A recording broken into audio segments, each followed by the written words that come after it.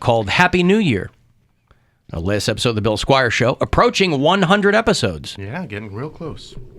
Will you do a big extravaganza for episode 100?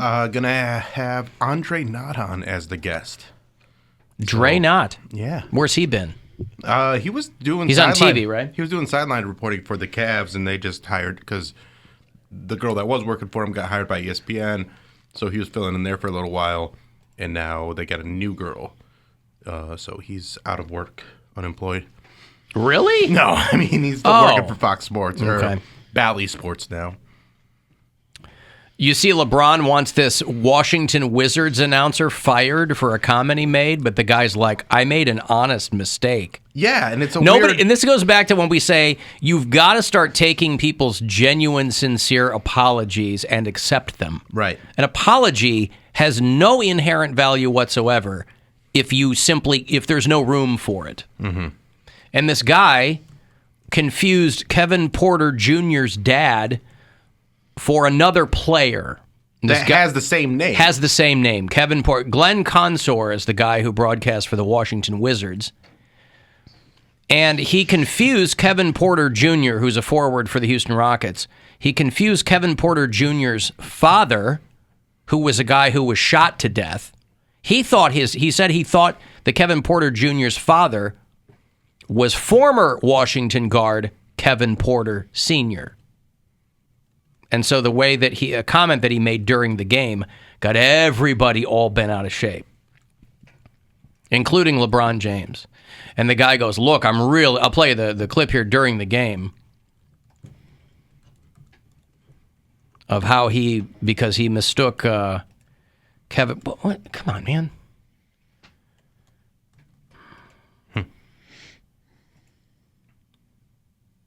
Sorry. All of a sudden, this computer's like doing nothing here for me. Your PC. I'm trying not to be, Mary. Yeah, pile of crap. That's what it is. Yeah. Anyway, he goes, Kevin Porter Jr., like his dad, pulled that trigger right at the right time.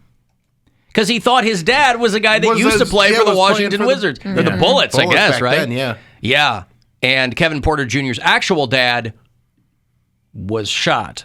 But he didn't shoot someone. No, he did shoot somebody. Oh, he did? Too. Oh, yeah, I see. Yeah. Okay.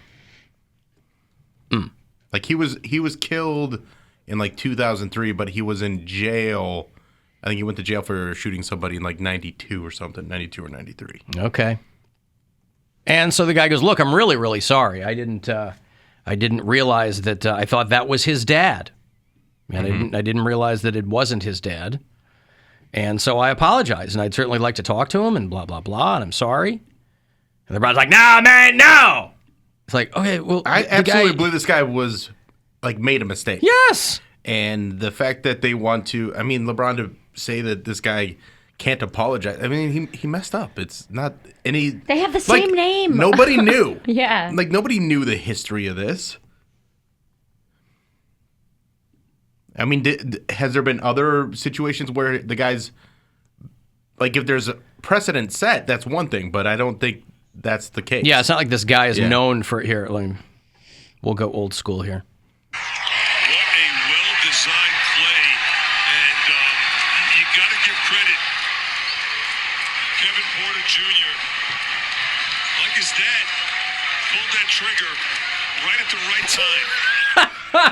So listen, if you, but you put yourself in the shoes of a guy who like doesn't know. Yeah, like because they just got done calling a game as a game-winning shot. Yeah, and you think you know the history of the Wizards and the Bullets because that's the team you're an announcer for, and you think that there's some relation there, and then you get on Twitter and you're like, oh no, that's not what I meant.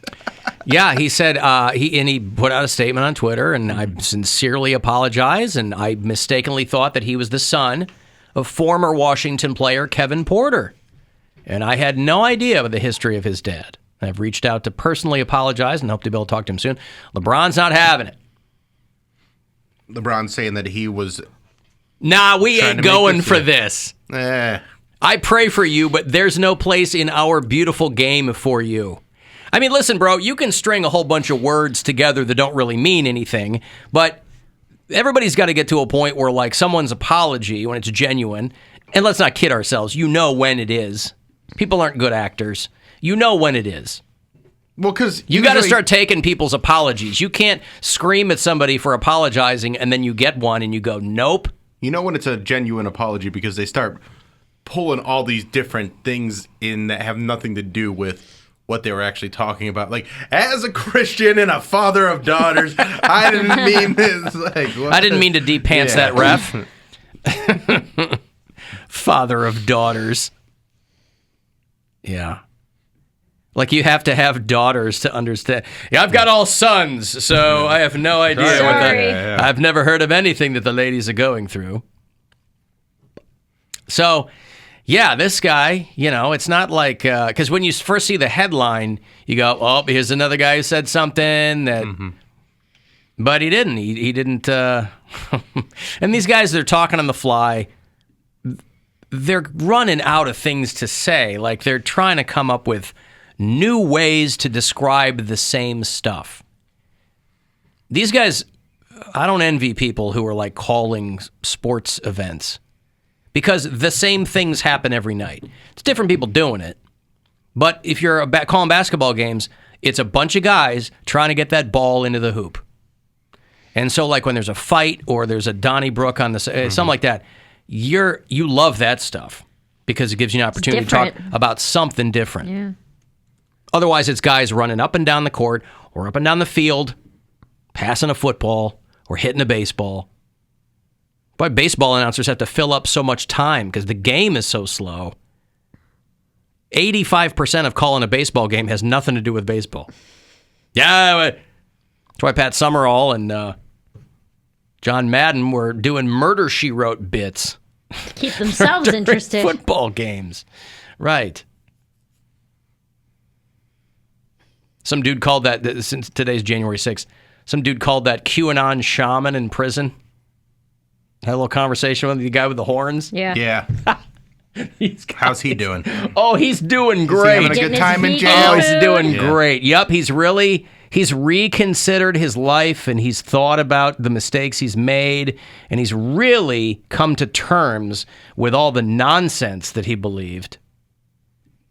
And no, I'm just kidding. It's still dope.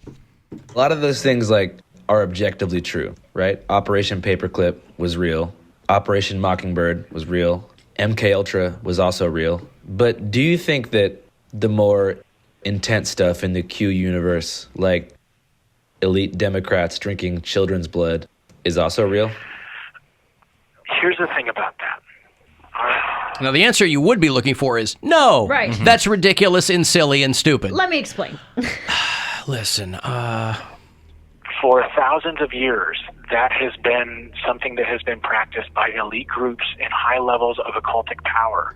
Okay, in ancient Rome, in ancient Egypt, okay, in ancient Babylon, in ancient Sumer.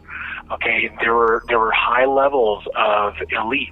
Okay, and these individuals. Yeah, so it's a lot of nonsense and blah blah blah blah blah blah blah blah blah. Yeah, occultic powers. So that's where their head is at. They're not just people who disagree with what we're talking about. Occultic powers. So Occultic powers. Yeah. The personality. That's what I was thinking of, but I guess that's not quite what they're talking about here, like a cult of personality. Cultic personality. Yeah, cultic personality. I am a cult of. Right. Oh, man, it's funny. Yeah, well, what are you going to do? Drink kids' blood, apparently. I guess so. I mean, the QAnon shaman, he's in Alexandria, Virginia. He's sitting in there. I don't know what he's doing. I don't know how you spend your days in there. I've never been in the Hoos Cow. I've never had a reservation at the Gray Bar Hotel, as they call. What? Hoos Cow? The Hoos Cow. What is that?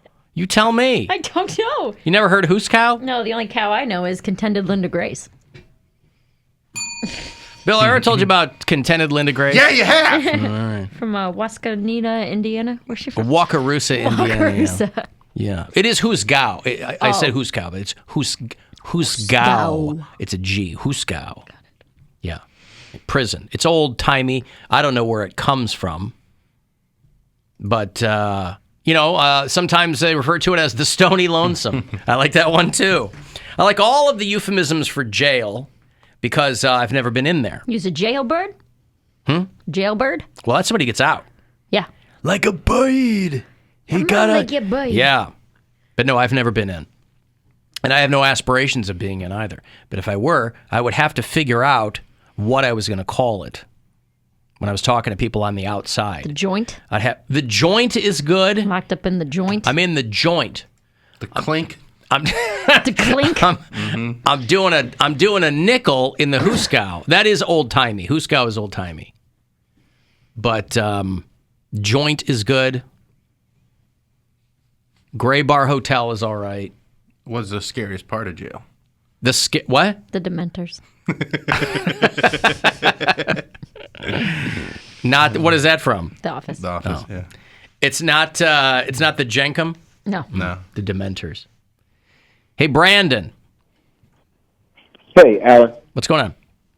How's it going, guys? Love the show. Big fan. Thank you, sir. I'm actually on the blacklist, by the way. Oh. I just forgot what number it was. All right. That was way few years ago. Yeah, and you're probably not the only Brandon, so I probably wouldn't be able to quickly determine what your number was. Yeah. Right. No, no problem. No, I just wanted to chime in. I know you guys kind of moved on from it, but the Kevin Porter situation. One thing, I'm a big basketball fan. I was watching the Denver Nuggets game last night, and the two guys commentating were mentioning about how they do their homework, and they were kind of complimenting each other about how they come in during shoot around and study the players or work in the hotel the night before. And so I think this was those guys, low key joking about the announcer in Washington, who I mean, I feel bad.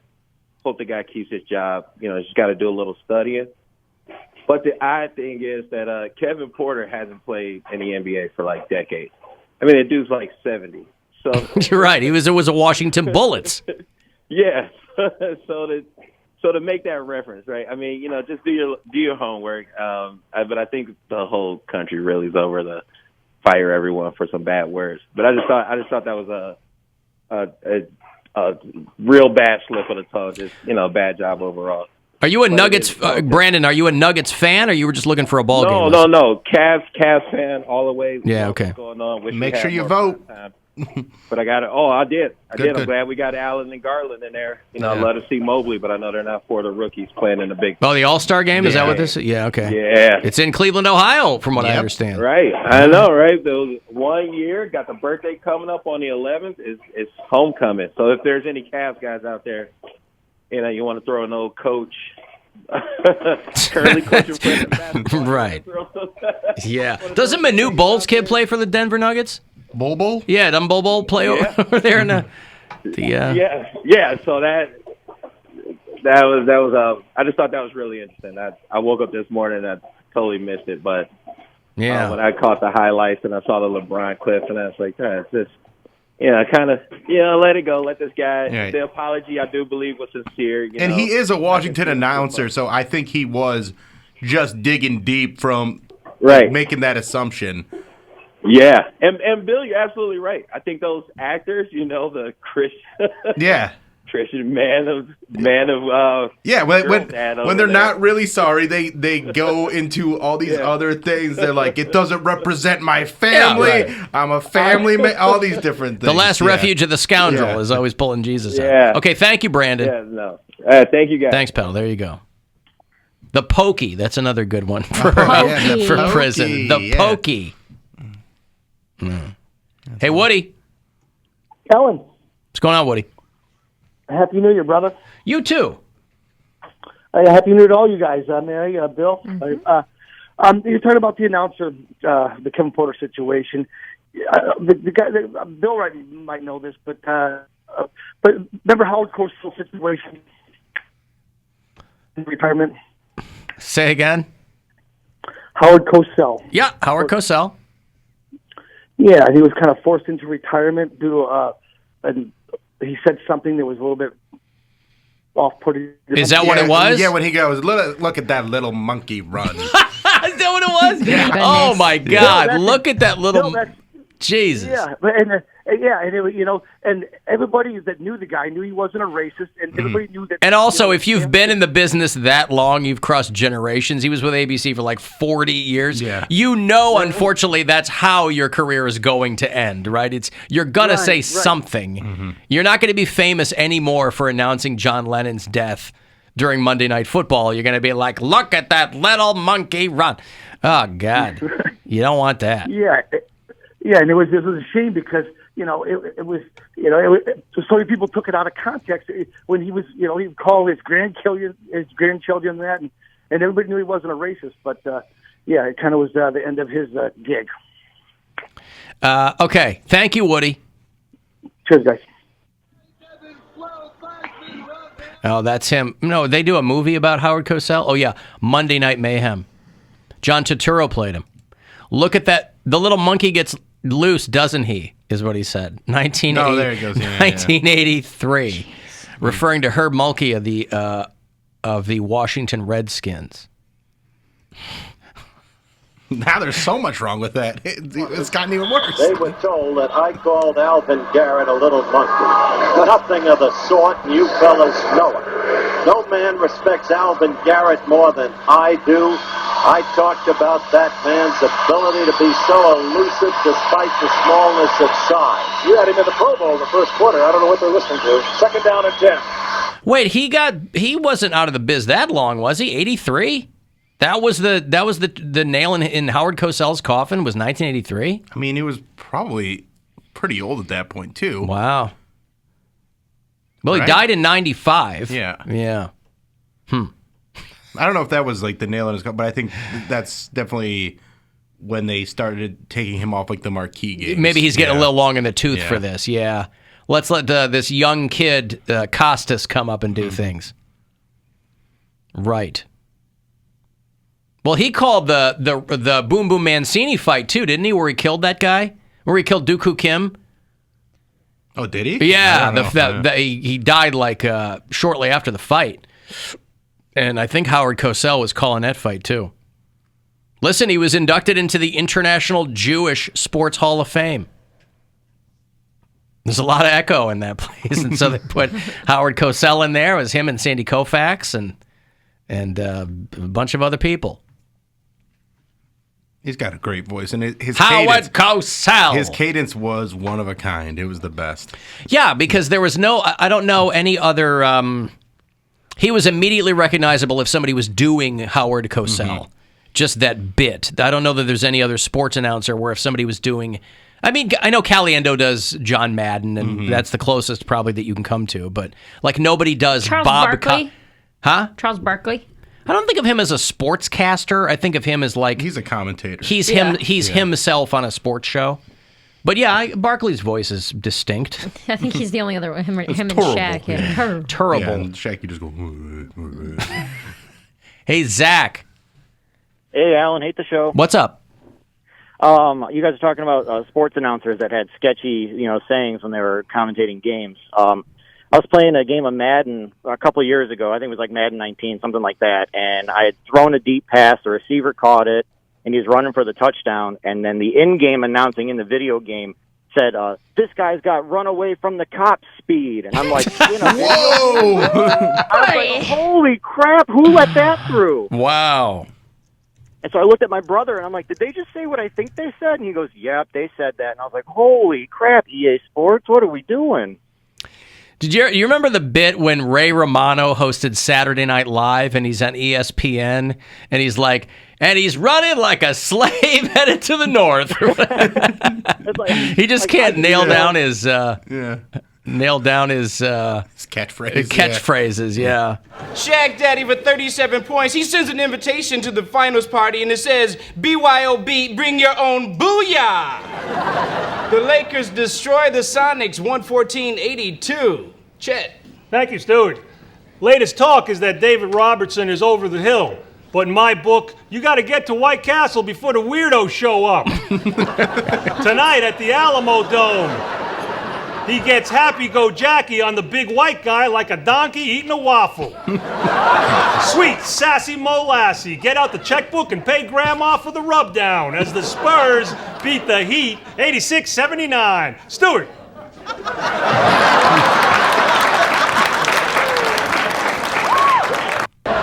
You like it? Don't steal it.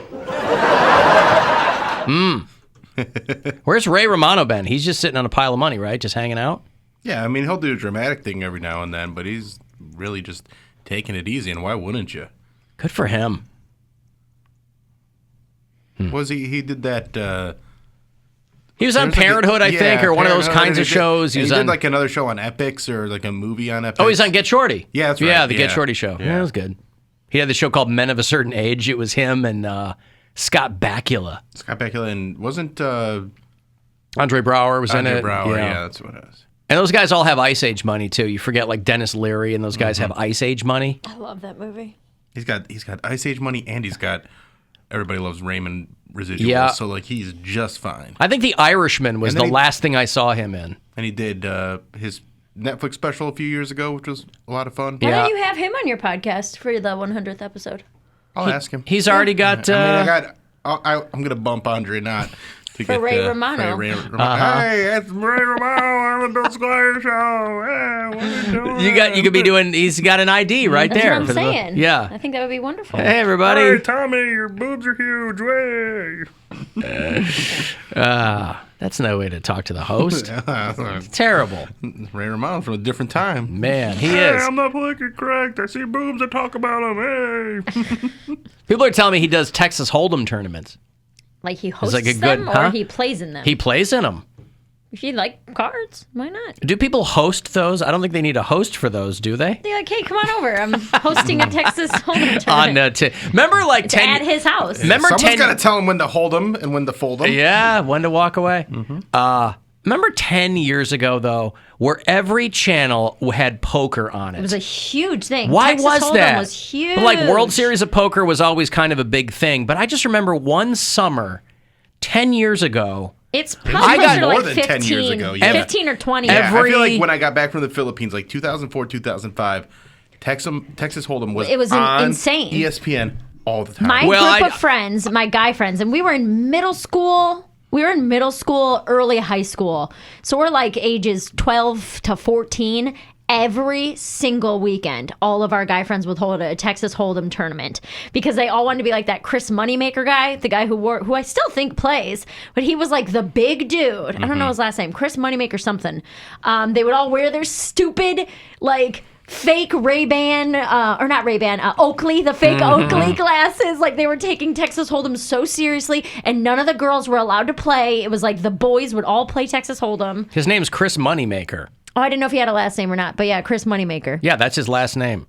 There you go. Chris Moneymaker. Must have gotten illegally changed. Well, no, but- I just remember. I remember a summer where, because my wife's family would always go to northern Michigan, like the whole extended family, would rent a bunch of cabins and go out to the lake and just screw around for like a week or so around the 4th of July. And I remember one summer at night when everybody got back, I'm sitting there watching not ESPN, every All the channel channels. had a poker show on it. Yeah. They It had was a big celebrity deal. poker. They had, World Series of Poker. They had this. One summer, all I did was watch poker and cash cab. I think that's when it, like online gambling also became really popular Yeah. too. Like the online Is that casinos what it was? What and was being the- able to play poker online and stuff. There was like a website that was the sponsor for everything, and they ended up becoming like DraftKings or something like that. But TexasHold'em.com they or something? Or- started as I can't remember what it was, but it was mid 2000s, and they would sponsor MMA fights and all these different things. I can't remember what it was though. betoncards.org. .pro. .pro. Poker Stars. Not Poker Stars. Liquor in the front. River on the back. Poker in the... Oh, right. River on the back. Flop on the front. River in the back. Yep. On the river. Mm-hmm. Well, okay. So, anyway. Ray Romano. I've got to take a... Hey! I'm hosting a poker event. Uh-huh. I got to take... This says here, the poker boom. Wikipedia. Yeah. The poker boom was between 2003 and 2006. Yeah. That tracks. Wow, who knew there was a poker boom? All my friends wanted to do. Wow, Planet And we were Poker. all like, we can play. We know how to play cards. And they would be all mad at us. This says it began in 98 when Rounders was out. Remember Rounders, Yeah. the Matt Damon, Ed Norton poker movie where Malkovich has got the Oreos? Maybe that's what it was. All right, let me break here. If you want to get a text for anything, 35192 to do that. You can listen wherever you are on the iHeartRadio app. The Alan